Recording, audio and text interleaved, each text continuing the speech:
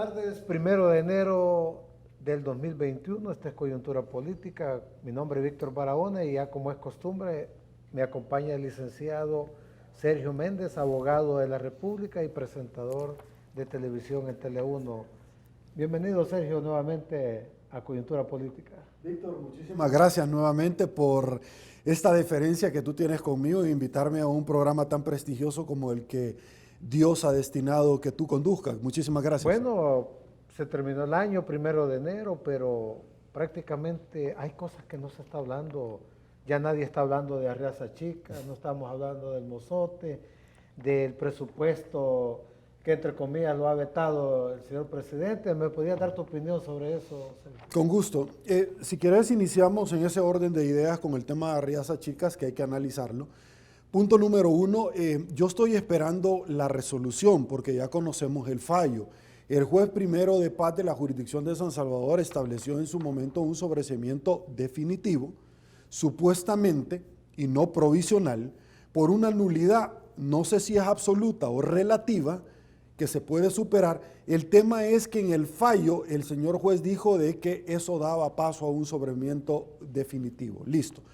Lo que el juez está diciendo es que ha habido una nulidad dentro de una inobservancia que da paso a ese resultado. El juez no está diciendo que él es inocente o que no ha cometido delito. Son dos cosas muy diferentes.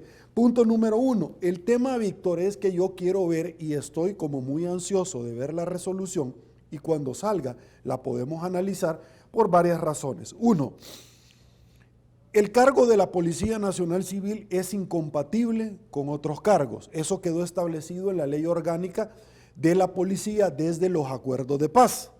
Punto número 1. ¿Por qué? Porque fue un cuerpo novedoso después de los acuerdos de paz al margen, civilmente, al margen del ente castrense, con funciones completamente diferentes que el presidente los ha envuelto en la misma función ahora que los ocupa, a los dos, bajo críticas de su brazo político que él está utilizando. Fíjate bien qué interesante en este caso.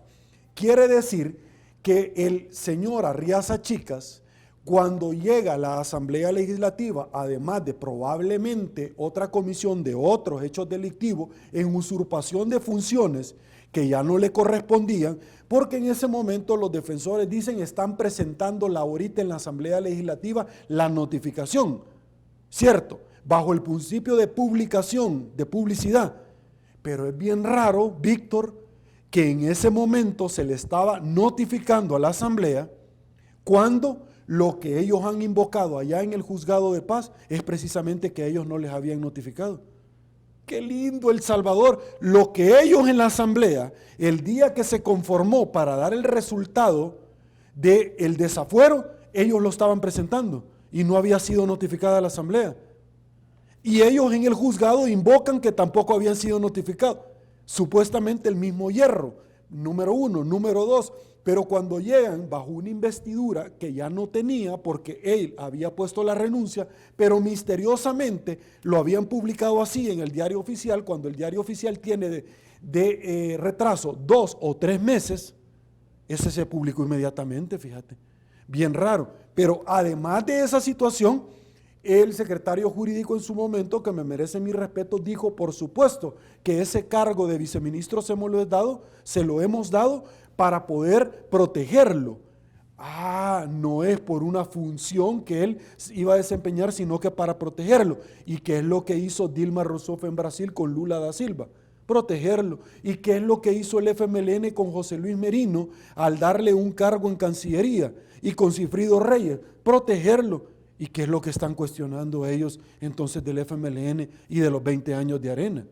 Listo, sigamos adelante en este análisis. En la audiencia del juzgado de paz, el juez motivó que supuestamente, Víctor, a él se le estaba dando este sobreseimiento por esa inobservancia. Listo, el tema es que él renuncia y al renunciar, él pierde el fuero de un delito que cometió antes de que a él lo nombraran.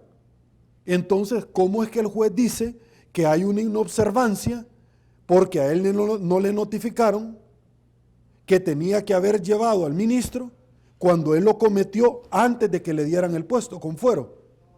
Entonces ya no necesitaba fuero, pero él mismo renunció. Por eso es que la Asamblea Legislativa, al conocer esa decisión de la renuncia en pleno, tuviste que dijo, bueno, ya no hay nada que resolver, ya no hay nada que votar, porque él mismo ya está renunciando, por lo tanto el objetivo se cumple. Entonces ellos salen diciendo que es una jugada maestra, cuando esto es equiparable en que un juzgado, antes de que te manden a Mariona, mejor tú solo te vas en el carro y le decía al juez, mire, usted no me mandó, usted no me mandó con policías ni me trajeron, yo solo estoy aquí y me vine solo. Ah, es la jugada maestra. Y no se cumplió el objetivo, pues. Punto. Ahora, esto no implica que vaya a haber la posibilidad de ir ante una apelación a la Cámara y una casación ante la Sala de lo Penal, que son dos cosas muy diferentes. Eso va a ser lo interesante, Víctor, que es lo que ahora solo se le ha acusado al director de un delito, en el cual el juez le dijo, déjeme decirle que esto no es una monarquía, le dijo el director al juez, pero en los demás delitos.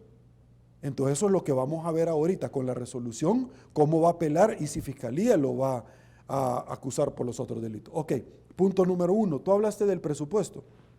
El presupuesto tiene varios hierros.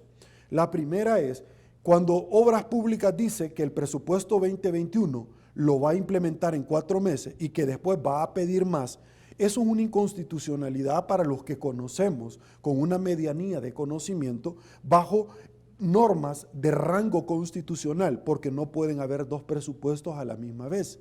Un presupuesto, además, que esto queda en una falacia cuando me estás diciendo que en 4 meses tú vas a someter a licitación, a concurso y ejecución proyectos de todo un año. Además, el presupuesto de obras públicas, no solamente estamos hablando de obras prácticamente de desarrollo local, sino que pago de salarios. ¿Cómo te lo vas a echar en 4 meses, Víctor? Entonces, inconstitucional. Vámonos al presupuesto general de la Nación 2021, que seguro tú lo tenés en tus notas, ¿cierto? Sí.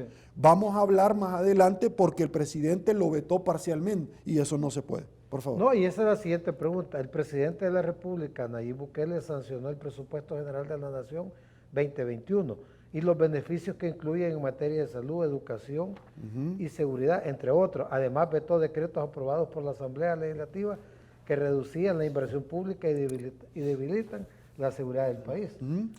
Pero también está hablando que le va a aumentar hoy a la Universidad de El Salvador, que le va a subir a los soldados, le va a subir a la policía. ¿Qué opinión nos puede dar? Sí, eso es improcedente y obviamente el presidente no es abogado ni tampoco tiene conocimientos de esta naturaleza. Sin embargo, él se rodea, para eso es que los salvadoreños le pagamos a los funcionarios asesores para que lo puedan asesorar con asesores de primer nivel y personas que sean honestas.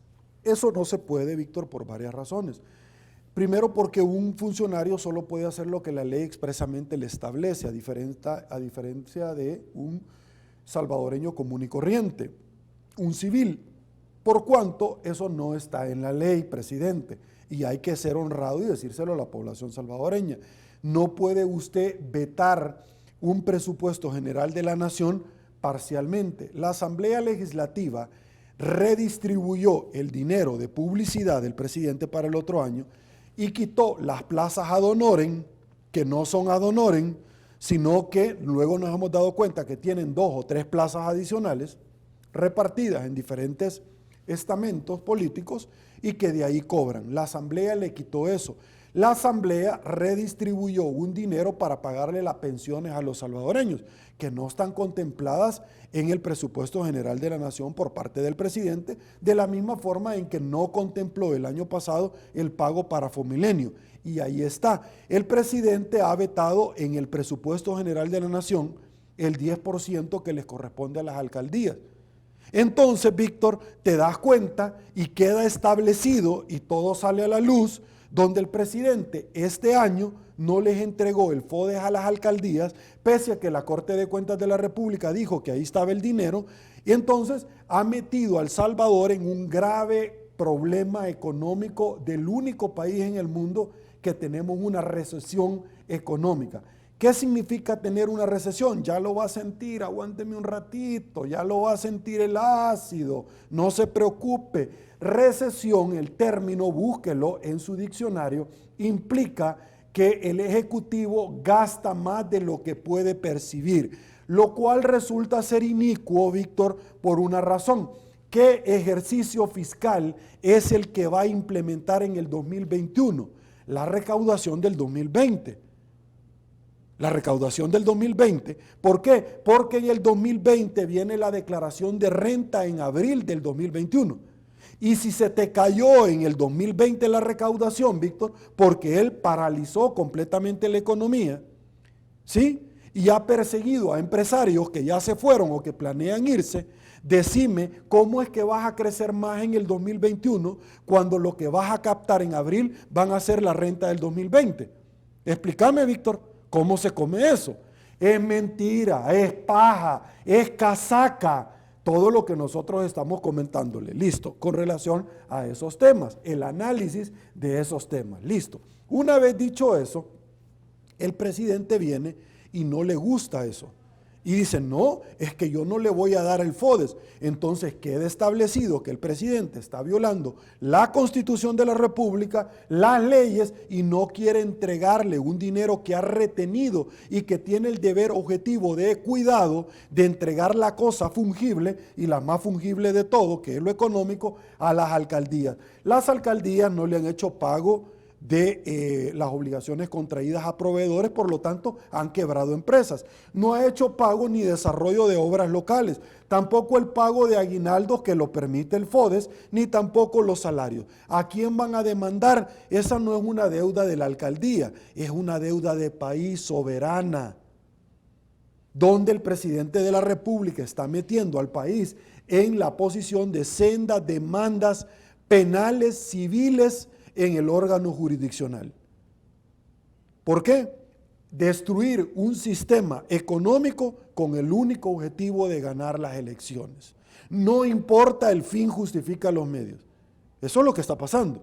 Punto número uno. Entonces él ha vetado parcialmente, él no puede vetar parcialmente. La controversia del FODES hoy por hoy está en la sala de lo constitucional, porque él también vetó el FODES de este año, vetó el jueves 27 de noviembre la Asamblea Legislativa de un préstamo ya adquirido que el Ejecutivo había estado presionando que se lo dieran, pero cuando viene la Asamblea y le dice, listo, ya le había dado la autorización para que fuera a buscar el préstamo, ahora le voy a dar la aprobación del préstamo que fue en los términos en los cuales lo obtuvo, pero esto va a ir destinado para el FODES, para Fomilenio, para los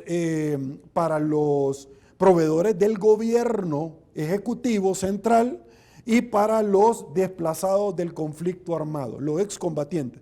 El presidente lo vetó. Está en la sala de lo constitucional porque la Asamblea superó ese veto. El presidente no le quiere dar la plata a las personas que prestaron sus servicios para el conflicto armado. No se las quiere dar.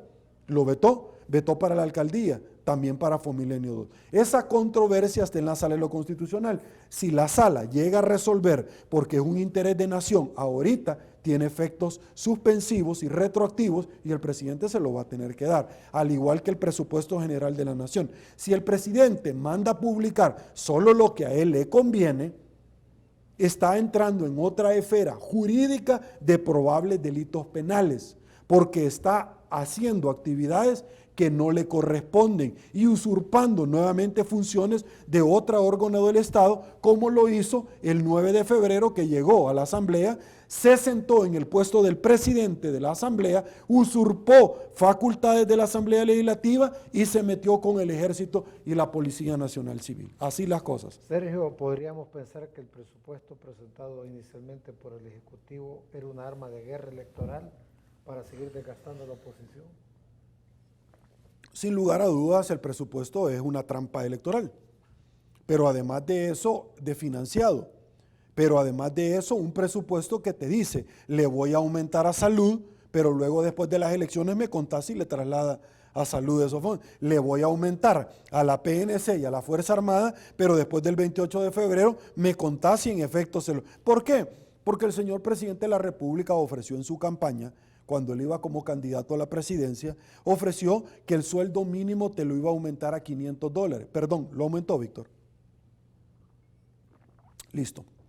El presidente en su campaña prometió que iba a modificar una ley complicada electoralmente hablando como el de las pensiones. ¿La modificó, Víctor? ¿Presentó alguna solicitud? No, después dijo que no era facultad de él, una vez ya había ganado las elecciones. Es que una vez tú andas cortejando a la novia, pero después la novia te dice sí, ya es bien fácil ya no acceder a lo que ofreciste. Porque tú le ofreciste casa, carro, tú le ofreciste un proyecto de vida y a la hora de los cubos ya no le das nada. Entonces la pregunta es, ¿qué de todo lo que le ofreció lo ha cumplido? O veamos una situación. De todos los proyectos, porque cuando estaba en la alcaldía de San Salvador hablaba de un proyecto por día, que no lo realizaba.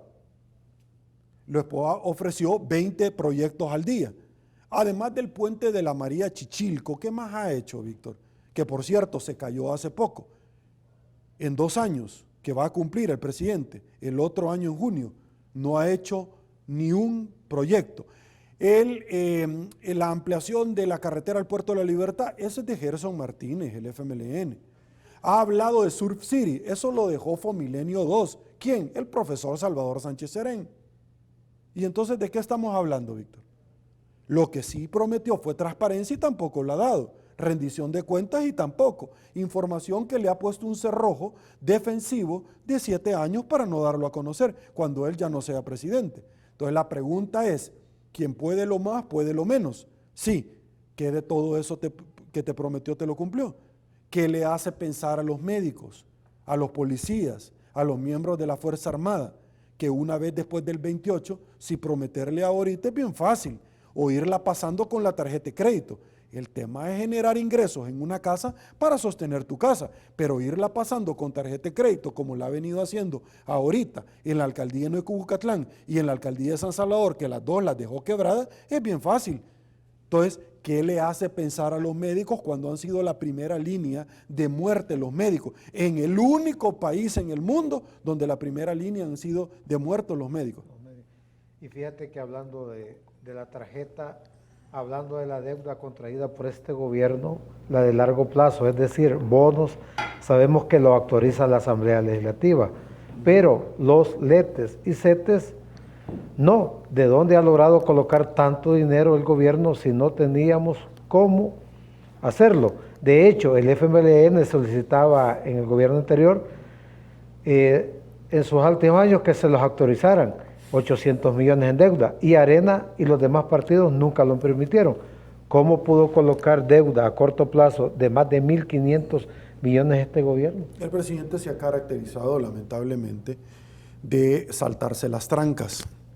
Se ha caracterizado por hacer cosas que no le ha facultado la ley para hacerlo. El tema, Víctor, es si el presidente de la República ahorita no te respeta a la Fiscalía, no te respeta el Ejecutivo, a la Corte Suprema, no te respeta a la Asamblea Legislativa, a la Procuraduría para la Defensa de los Derechos Humanos, a instituciones sólidas y vigorosas que nacen precisamente de una legislación de rango constitucional, que le garantiza a usted que el día de mañana lo van a respetar.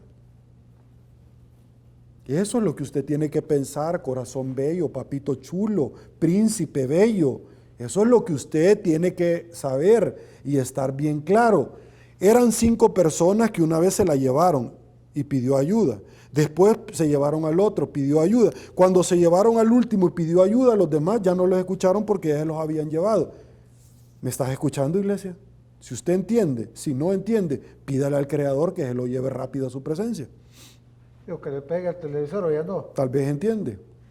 ¿Qué tan grave es la caída, Sergio, económica de El Salvador hoy que estamos iniciando el año en relación a cómo le entregó el gobierno anterior a este gobierno? Lamentable, lamentable. Para que usted tenga una idea, el gobierno de El Salvador en su primer año, menos de un año que tenía, se le entregaron más de 10.000 millones de dólares. En menos de un año, 8 meses. Ni el FMLN en los 10 años tuvo 10.000 millones de dólares. Y no le menciono Arena porque es en determinado momento el gobierno más cercano y que el poder adquisitivo, económicamente hablando, es como el más reciente. Ni el FMLN tuvo 10.000 millones de dólares. Viene el señor presidente y ahora habla de entregarle casas de un proyecto que estaba hace 8 meses parado, construido. Y dice, las hemos construido en tiempo récord. Y esas viviendas ya estaban construidas, Víctor. El tema es que dice, de un remanente que me ha sobrado de la construcción del Hospital El Salvador. De las vigas. ¿De las vigas? ¿De cuáles? Si usted dijo que iba a ser le dijo al puente La María Chichilco en 72 horas y nunca estuvo listo. Estuvo por allá por los 2-3 meses, si no me equivoco. Dijo el Hospital El Salvador más cool y más grande. Si lo que le ha puesto allá adentro nada más es piso de cerámica y tablas de separaciones de tabla roca. Agarró 35 millones del Seguro Social. No ha dicho cuándo los va a devolver. La ley del Seguro Social no faculta para agarrar dinero. Espéreme, y ahora me está diciendo que no ha terminado el Hospital El Salvador, que tampoco permite el ingreso de la Corte de Cuentas de la República que lo auditen, pero que ha tenido un remanente. ¿Y cómo va a tener un remanente si tú tenés un presupuesto que no llevaste a licitación? Pero el presupuesto te dice qué vas a invertir. Y si tenés un presupuesto y así fue aprobado, ¿cómo es que te va a sobrar, Víctor? Como que tú quieras modificar tu casa y digas, mire, me sobraron estos tornillos luego de haber reparado el carro. No, es que no le tuvieron que haber sobrado tornillos, entonces no se los puso, pero el hospital ni lo ha terminado. El tema es que las casas no se les están dando el título de escritura pública a las personas que se les va a dar, pero lo que yo quiero saber es cuánto van a costar esas casas, porque el proyecto está ligado a una empresa altamente cuestionada, ligado a un caso hoy por hoy de lavado de dinero en un juzgado de San Salvador, de otra persona, que el periódico digital El Faro los ligó, tú recordás, bajo una investigación. Entonces lo que yo quiero saber es por qué le está dando esto, señor presidente. ¿Quién le pagó la campaña a usted? Eso es lo que los salvadoreños quieren saber. ¿Por qué? Porque esto mismo hizo Funes y lo mismo hizo Saca. Entonces, para cambiar un poco, seguimos en lo mismo. Entonces, esas son las preguntas que la gente hace. Entonces, ¿remanente de qué, Víctor? Si el hospital nunca ha sido terminado. Pero vimos nosotros un programa televisivo del señor presidente donde ese mismo día que él estaba recibiendo a Santa Claus, ¿cuál era el interés nacional para llamar a cadena, Víctor? Que estaba recibiendo a Santa Claus en casa presidencial. Y en ese mismo momento Costa Rica iniciaba la vacunación, el presidente ahí en Costa Rica. Lindo regalo por el pueblo. Por eso, y entonces, o sea, es que ese es el tema, Víctor, o sea, no nos perdamos, hombre. De verdad, no nos perdamos, Salvador. O sea, si ya se le rompió la camisa, que no se le rompe el pantalón, salvadoreño. Nos han subido a la voladora 3 veces. Sí, con diferente ticket, no, hombre. Al menos, y hablando de estas casas, 4 artículos de la Constitución, además de artículos de la ley AFI y la CAC, no se han cumplido con la adquisición de las viviendas para afectados por las tormentas. ¿A quién afecta esto? Esto afecta al país, Víctor. Eso se llama populismo.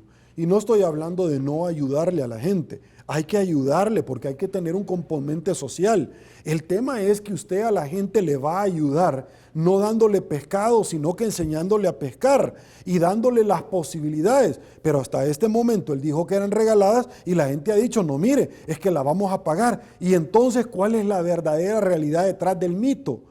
Eso es la situación. Y el tema es que muchas personas, usted piensa que los salvadoreños van a pagar. Claro que van a pagar, pero muchas personas se van a ir del país y al único que le va a tocar pagar va a ser a usted, señor. A usted le va a tocar comérsela toda la deuda y a sus hijos de sus hijos.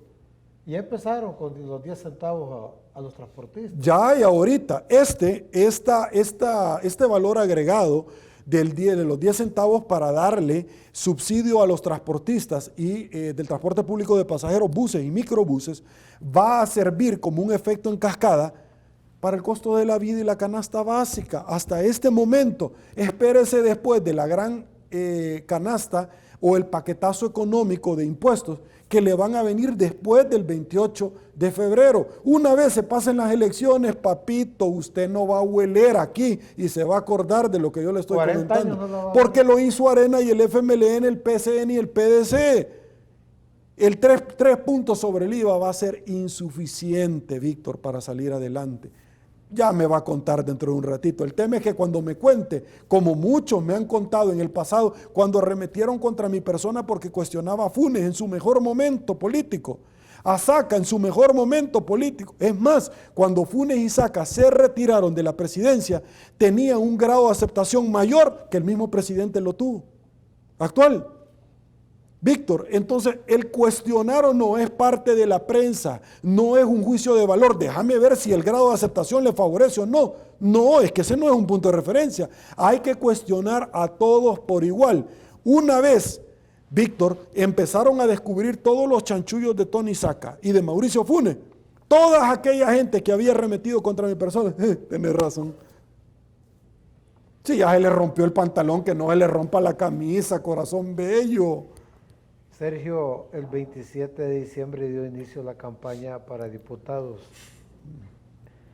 y militantes del partido Nuevas Ideas ocasionan un grave accidente. ¿Qué mensaje envía esto a sus votantes? Aparte, Sergio. En Santa Ana, el día de ayer fue un accidente de un candidato a la alcaldía, No, pero también, pero no lo detuvo la policía, fíjate, bien raro. Al igual que el diputado este que terminó en Nuevas Ideas, Simeón Magaña. No lo detuvo, bien raro. ¿Y qué es de Nuevas Ideas? Supuestamente. Bien raro, no lo detuvieron. Pero no vaya a ser otro, Víctor, porque te arman los troles una gran campaña. pero en esta campaña, Sergio, algunos partidos tradicionales van cambiando de colores, el Nuevo Frente, unos colores tirándole a verde, colores marrones, no sé si los has visto. No, ¿Les fíjate. dará pena decir que son rojos o son tricolores? ¿Qué es lo que está pasando? Que son, ¿Se deformaron? que son sandía, le decía al PDC, ¿te acordás? Sí. Verdes por fuera y rojos por dentro, le decía. Se habrán deformado. Roberto Daus. Yo no sé, pero aquí yo veo gente como que es camaleón. No ves a políticos altamente cuestionados ahora en este partido de Nuevas Ideas, que anduvieron en Arena, en el PCN, que otros anduvieron en el PDC, en los nuevos rostros, y hablan de las dipurratas en la asamblea. No, pero nada más veamos los perfiles de los dipurratas nuevas. Qué lindo, belleza de persona, ciudadano, y eso es lo que usted quiere. Entonces, señores, que lo sigan subiendo a la voladora, porque usted no termina de entender el mensaje. O se van a quedar sufriendo aquí porque el señor no los va a querer llevar. Claro, es lo que quiere la mapachada, que no termina de entender. Ay, cuestionan a fulanito, a menganito, y los que vienen son peores o iguales o peores o se graduaron de las dipurratas que ellos dicen. No, pero son mis dipurratas. Es que ellos traen maestría. Sí, por eso. Entonces, no, pero no son cualquier dipurrata, van a ser mis dipurratas. Que es lindo El Salvador, que viva la flor, que viva la yuca, señores, aguada, de Nahuizalco. Sergio, hay un tema que casi nadie lo aborda y este año que acaba de terminar, y fíjate que entre enero y septiembre del 2020 al menos 106 niños o adolescentes sufrieron violencia sexual en El Salvador, es decir, casi 11 al mes, según datos del Instituto de Medicina Legal. Pero esto a nadie le interesa por estar en el pleito político. ¿Qué recomendación puede hacer para erradicar este problema? Mira, el tema del desinterés, ausencia de una postura o abandono de la situación de salud en nuestro país es alarmante. Tuviste ahorita, por ejemplo, en una pandemia donde el presidente de la República nos metió en una cuarentena donde destruyó este país económicamente hablando y fue la cuarentena más grande en todo el mundo, se descuidaron una cantidad de personas con enfermedades terminales, Víctor, que pudieron haber tenido ellos en su propia casa una atención bajo controles de una capacidad instalada. Y simple y sencillamente todas esas personas que murieron fueron gracias a la cortesía de este gobierno. Como las personas que murieron en los gobiernos de Arena y el FMLN fueron gracias a ellos. O sea, así de sencillo hay que decirlo. El tema es que se abandonaron a estas personas que llegaban a hacerse transfusiones de sangre, diálisis, personas con enfermedades terminales, no se les abandonó. Y si tú te diste cuenta, muchas de las personas que inicialmente resultaron ser positivo de coronavirus fueron personas que el presidente mezcló dentro de los lugares de contención y que no les hizo las pruebas en el Aeropuerto Internacional Monseñor Óscar Arnulfo Romero. O sea, quien hizo todo eso fue el presidente de la República, número uno. Y número dos, cuando ellos vienen y cierran después y que le causan un grave daño a este país económicamente hablando, luego vienen y te dicen, nadie puede entrar si no trae una prueba. Ya la Sala de lo Constitucional acaba esta semana nuevamente de resolver, a reiterarle al presidente lo que dice la Constitución de la República y decirle, usted no le puede impedir la entrada a ningún salvadoreño, él va a disculpar. No le puede impedir por ninguna naturaleza. Y si es salvadoreño y ha salido, Víctor, y es una persona que carece de fondos, económicamente hablando, ¿por qué le vas a impedir la entrada? Por cualquier vía. Ponerle que se quedó varado allá afuera porque el presidente cerró la frontera, no dejó entrar a nadie y perdió su trabajo. ¿Y por qué le vas a estar pidiendo eso? Si Salud se lo puede hacer la prueba gratis. A menos que detrás de esto haya un buen negocio para muchos. ¿Cuál es el problema de que Salud? Y no para eso pagamos impuestos todos, pues, los salvadoreños. Salud le tiene o mandarlo a cuarentena a su casa a una persona como debe de ser, con la verificación de los galenos en este país, pero no le puedes impedir, se lo acaba de reiterar la sala. Entonces, cuando tú ves violación tras violación tras violación, ¿qué le garantiza a usted que después del 28 de febrero el próximo violado no va a ser usted?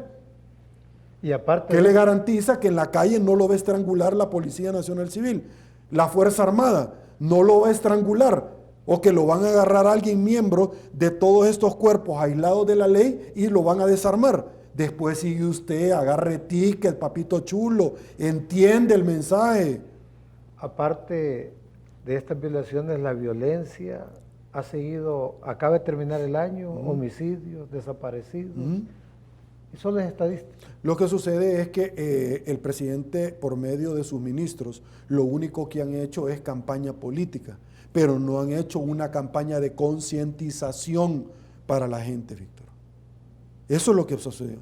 Entonces tenés a una campaña política que desde ya, como hemos venido hablando, quieren cerrar a la gente en el mes de enero. ¿Para qué? Para solo ellos hacer campaña política, electoral, y andar de casa en casa, dándole a la gente los paquetes aparentemente comprados no sé a dónde, con dinero de los salvadoreños, sin justificar cómo lo están invirtiendo, pero impidiéndole a los otros partidos políticos a que hagan campaña, y solamente ellos. Bien lindo. Si eso lo hacen ahorita, después del 28 de febrero, el siguiente violado va a ser usted. Sí, péguele al que tiene a la par, usted, y ahí me va a contar. Bueno, y la capacidad, volver atrás, los ticos poniéndole la vacuna a su población, y aquí están pensando otra cuarentena. Y los ticos le han dado cátedra 2 veces al presidente. La primera vez cuando le dijeron, presidente, vaya a leer un poquito más de libros como nosotros nos hemos preparado en temas de educación.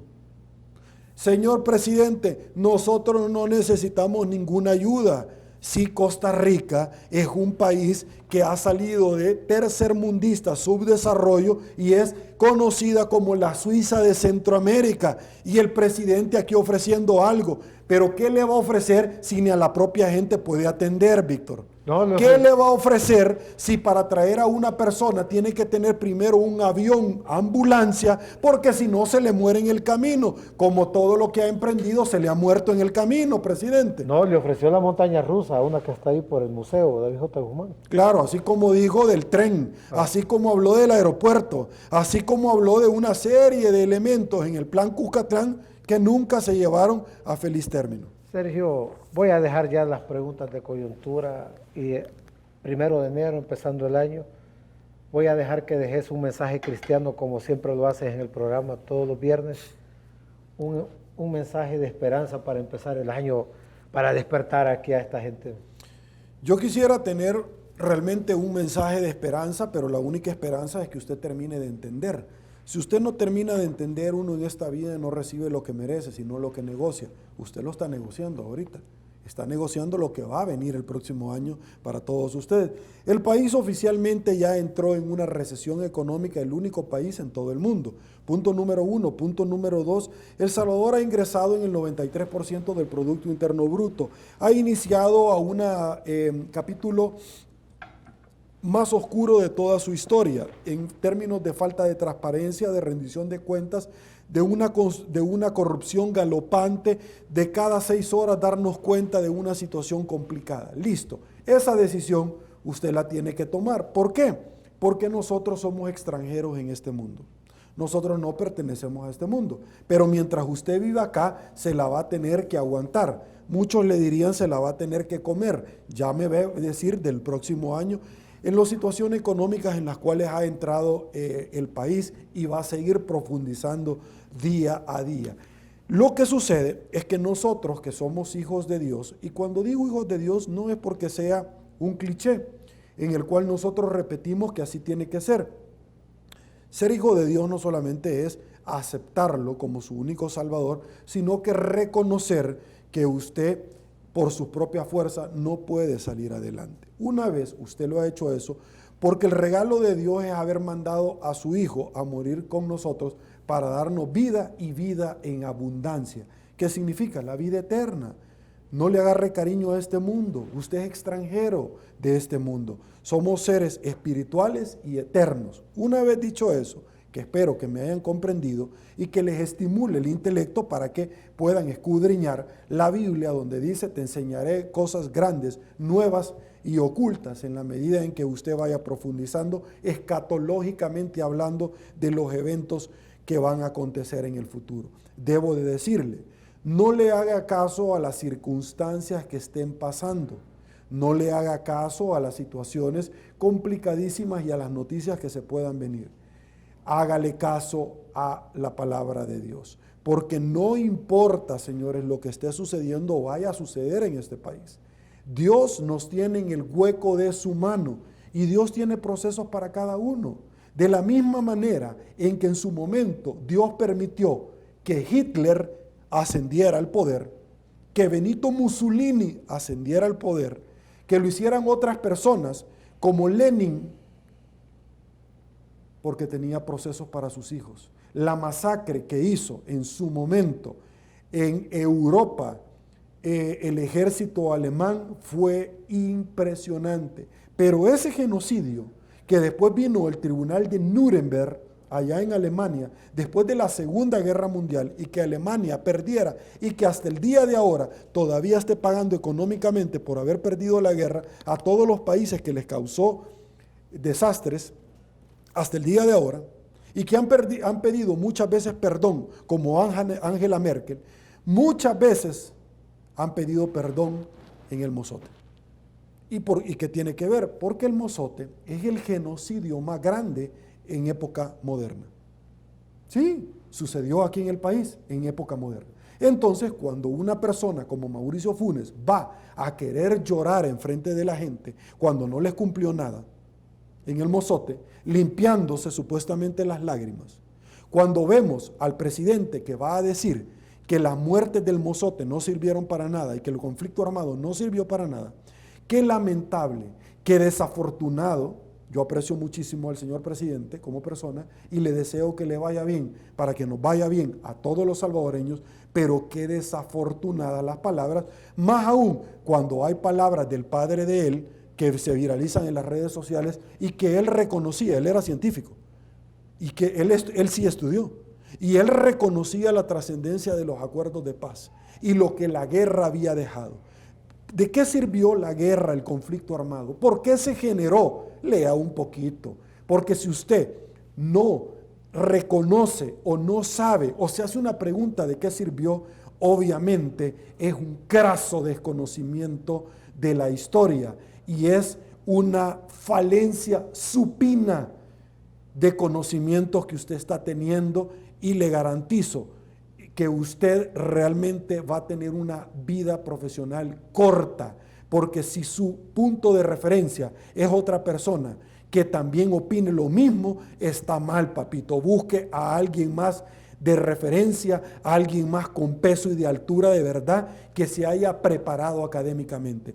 Veo un desprecio de la academia en este país, cuando hay personas que vienen y quieren despreciar a una persona que ha invertido 7, 8 años, como su servidor, en prepararse en una carrera, en 14 posgrados, en estudiar especializaciones, y que otra persona, ¿qué significa ir a la universidad? Prepararse, invertir tiempo, dinero, dejar a sus seres queridos, pasar noches estudiando. Eso significa una instrucción notoria, pero que venga alguien que además de quebrar empresas, no ha hecho más nada que eso, y nunca puso un pie en una universidad, o la puso, se inscribió, y se lo quebraron, y que quiera descalificar A otros me parece lamentable, Víctor, desde todo punto de vista.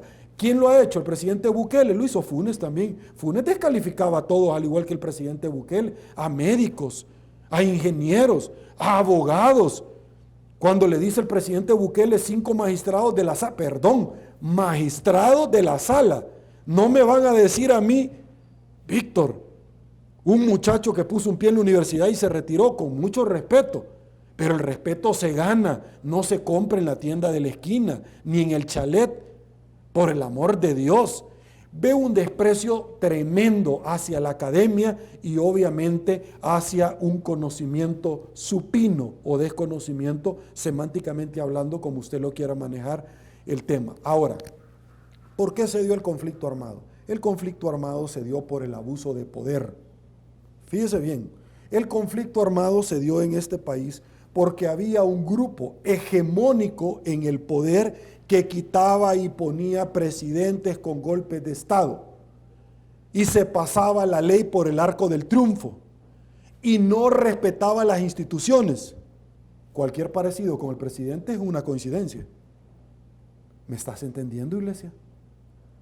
Eso desembocó en el pasado. ¿Para qué sirve la historia? Para no volver a repetir los mismos errores.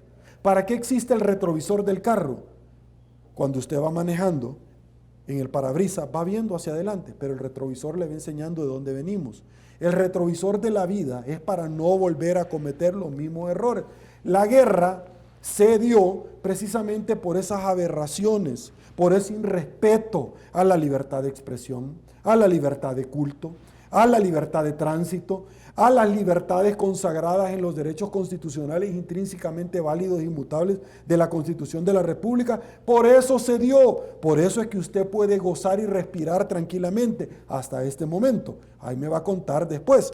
Lo que le quiero decir de todo esto es que una vez se firmó los acuerdos de paz, se ganó todo eso. Si usted antes o ahorita sigue pensando para qué sirvió, pídale al que había su presencia, papito chulo, porque usted de verdad tiene problemas y profundos. Una vez dicho esa situación, porque usted no es ignorante, le encanta perfeccionarse cada vez que va pasando el tiempo y vienen gente más ignorante que usted, pero lo suben a la voladora y le dan casaca, le dan paja. Entonces, una vez dicho eso, llegar al lugar de la masacre en Mozote, cuando no les cumpliste a la gente, y decir que no sirvió nada, cuando el padre de él, con categoría y altura, explicó para qué servían los acuerdos de paz, y decir que solamente fue un acuerdo maquiavélico, parafraseando estoy, de dos grupos para ponerse de acuerdo. Víctor, permítame.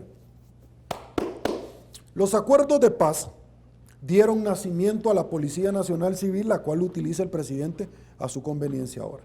Los acuerdos de paz dieron nacimiento, entre otras instituciones, a la Procuraduría para la Defensa de los Derechos Humanos, pero también dieron paso a un instituto político que se llamó Frente Farabundo Martí para la Liberación Nacional y se constituyeron, no en el proceso ordinario de ir a pedir firmas y todo, sino que por constitución se le otorgó la categoría de partido político. Ese fue un acuerdo diabólico, malvado, lo que el presidente está diciendo. Sí, perdón, usted fue parte del FMLN durante 10 años. Usted fue parte de un acuerdo diabólico entonces, presidente. Usted fue candidato del FMLN por 2 alcaldías. El FMLN surgió, usted fue por 10 años miembro del FMLN. Y si el FMLN no lo hubiera expulsado, usted sería el presidente del FMLN, al igual que Mauricio Funes. Usted no lo fue porque ellos lo expulsaron y usted quería ser el presidente. Y el frente no lo iba a llevar porque después iba a perder el partido político. Entonces, permítame, déjeme entender bajo la lógica de él. Fueron un acuerdo malvado, diabólico, los acuerdos de paz. Pero él es parte del FMLN en los 10 años de gobierno. Y todas las aberraciones que él dice, los mismos de siempre, él también fue parte de los mismos de siempre del FMLN. Pero a mí eso. Y él fue candidato del partido Gana, partido que fundó Tony Saca y Funes. Espérame, ¿y eso cómo se come, Víctor? Espérame, no, explícame un poquito qué pasaría de todos estos seguidores que no tienen una medianía de conocimiento para darse cuenta qué pasaría que arremeten contra el frente si el presidente Bukele hubiera sido el tercer candidato del frente a la presidencia. Usted seguiría diciendo lo mismo. Y entonces, ¿cómo se come eso, Víctor, cuando él está hasta este día, el presidente me merece mis respetos, pero hasta este día él está afiliado a Gana? ¿Y Gana de dónde salió? No salió de Arena. Y los que componen a Gana no fueron los que le aprobaron la privatización a Arena, no fueron los que aprobaron la venta de instituciones a Arena, no estuvieron en la dolarización. Espérame, no entiendo, que son los mismos que lo han acompañado al presidente en los votos en la asamblea. Espérame, Víctor, no entiendo en qué mundo paralelo viven ustedes, o que les encanta que lo suban a la voladora y que le dan paja, dale paja a valija. No entiendo que el presidente se va a meter a un partido fundado por Tony Saca y Mauricio Funes con fondos que supuestamente les dieron a ellos, provenientes de dónde, supuestamente de cuál es el hecho generador. Y él hasta este momento sigue afiliado, no se ha desafiliado. Él corrió por ese partido, pero él proviene del FMLN. Y a Tony Saca lo expulsaron de Arena, y a él también del FMLN. No entiendo, Víctor. O sea, contame pues, y la mapachada le siguen dando casaca. O sea, no entiendo. No entiendo que el marido le da riata a la mujer y se va con otro que le da riata, pero la diferencia es que uno le dice buenas noches y buenos días y el otro no se lo decía. Qué lindo. Y le pone cremita después de darle riata. No entiendo, Víctor. No entiendo. Papito, si después de eso usted no entiende nada, que Dios lo bendiga. Pídale al Creador que se lo lleve pronto. Gracias, Víctor. Bueno, ha sido un placer, Sergio, estar contigo este año que acaba de terminar y empezando este otro. Y también se los voy a dejar de deber. Y la figura de Monseñor Romero, cómo queda para la Iglesia Católica y el Vaticano. ¿Te puedo emitir un juicio de valor con relación a eso? Sí. Te quiero decir una cosa. Cuando Monseñor Romero lo iban a beatificar, inició el proceso, recordad, de canonización. Primero fue beato y luego fue santo. Una de las características que su servidor como abogado siempre ha tenido es que voy al lugar de los hechos. Si a una persona la han detenido por algún delito, yo me voy a meter al hecho donde la detuvieron para identificar mediante un álbum fotográfico, el croquis, si realmente se dieron. Y muchas veces yo he podido identificar ciertos abusos o malos procedimientos precisamente por haber estado que no concuerdan con los dichos de las actas en un tribunal. De la misma manera, Víctor, yo soy cristiano evangélico. Estudié en el Liceo Cristiano. Pero Monseñor Romero fue una persona espectacular. Tuvo una persona rutilio grande y dio un golpe de timón de 360 grados, no de 380 como me dijo la ministra, grados en el tema, es decir, terminás en el mismo lugar pero además te pasás, son 160, ministra, cambiar. Y cuando tú decís, mira, cambió 360, ¿y cuál es el cambio si inició y terminó en el mismo lugar? Ay, Dios mío. Pero bueno, paciencia, a estas alturas del juego, ¿qué podemos hacer? Entonces, el tema es que Monseñor Romero, cuando venía a este evento, yo me fui a meter al Hospital de la Divina Providencia. Recuerdo que yo trabajaba en Canal 33. Y entonces me fui a meter para ver cómo Monseñor Romero vivía. Y te voy a comentar. El Opus Dei ha pedido disculpa. Te voy a comentar esto, Víctor. Y yo creo que esto no ha sido casualidad que tú lo hayas tocado. Yo creo que Dios te utilizó para que lo que yo voy a decir realmente es trascendental. El delincuente Mauricio Funes utilizó la figura de Monseñor Romero para subir a la voladora a un montón de gente. De la misma forma en que otros también han subido a la voladora y usted no termina de entender cuando el demonio tiene poder, pero que el que usted mismo le da, cuando dice en un momento que Dios le habló. Y entonces vuelve a subir otra vez a la voladora, a la gente, y la gente no termina de entender en la actualidad.